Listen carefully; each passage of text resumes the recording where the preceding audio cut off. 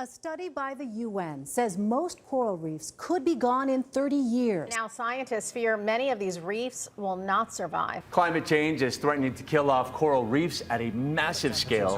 Our Billy V is live this morning to break down the findings. Rising ocean temperatures and frigid ocean temps have devastated reefs off the border.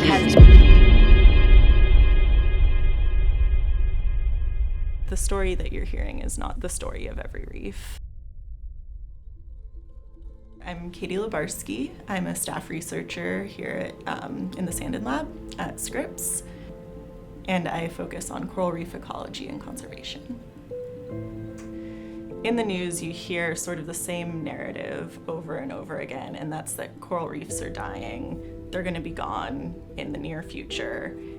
Really, in the end, we're finding that it's a lot more complicated than what you hear in the news. So one place where we've been seeing a really interesting narrative developing is in the Maldives.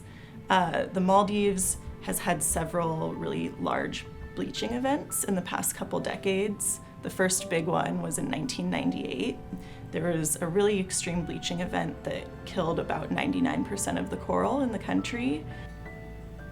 Slowly, over time, the reefs started to rebuild. But then sadly, there was another bleaching event in 2016. It did kill a sizable portion of the coral, and particularly the more sensitive species.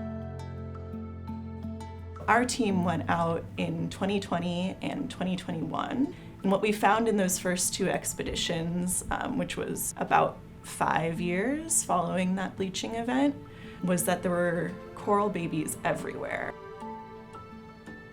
So you'll see a lot of blue halos around the table corals, and that indicates growth.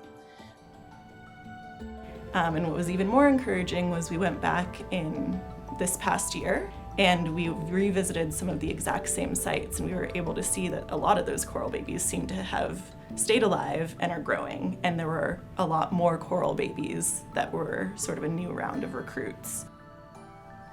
The evidence is seeming to point that, Maldives may be, again, on another trajectory towards recovery.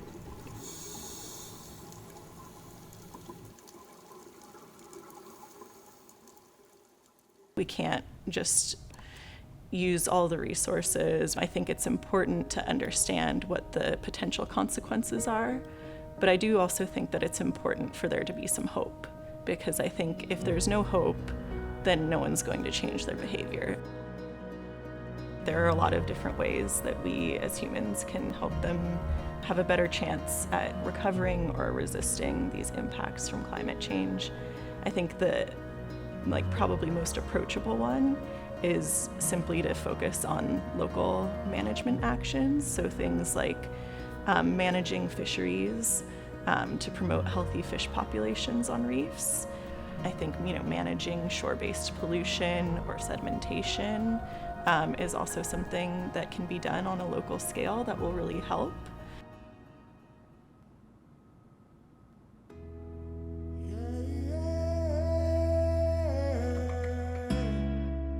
I personally don't believe that all the reefs will be gone. And there is indications that reefs are maybe a little bit hardier than they're given credit for in the mainstream media. The reefs of the future may very well not look exactly like the reefs of today or the reefs of yesterday. You can sort of think of some of these reefs as not necessarily dying, but just changing.